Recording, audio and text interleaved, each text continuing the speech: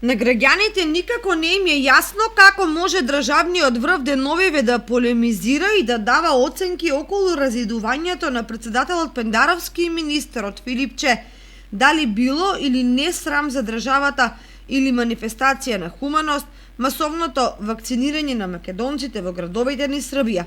И дали изјавата на шефот на државата е соодветна или не. Не е само срамно за државата, туку е и тажно и трагично. Тоа што некој може би ги изгубил тие емоционални чувства е друга работа.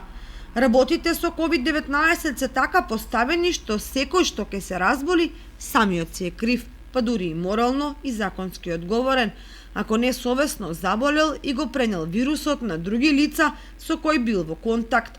Според таа логика, сите илјадници заболени се неодговорни, па дури и тие што ги загубиле животите и најблиските. Од друга страна, државата и Министерството за здравство не се одговорни буквално за ништо.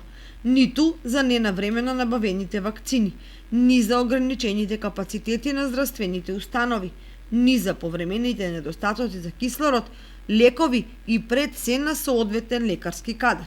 Затоа не само што е срамно за државата, туку е и тажно и трагично. Тажно затоа што секој ден се полнат болниците, а трагично затоа што умираат луѓе, семејства губат најблиски и преку ноќ им се урива животот, сегашноста и иднината.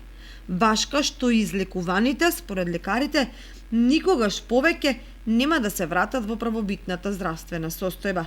Прашањето е кој и како да им објасни на семејствата дека доснењето на вакцините е нормално и дека нивниот починат самиот е виновен за личната и фамилиарната трагедија. Затоа порано или подоцна некој во оваа држава ќе го постави прашањето на одговорност за многу непотребно загубени животи.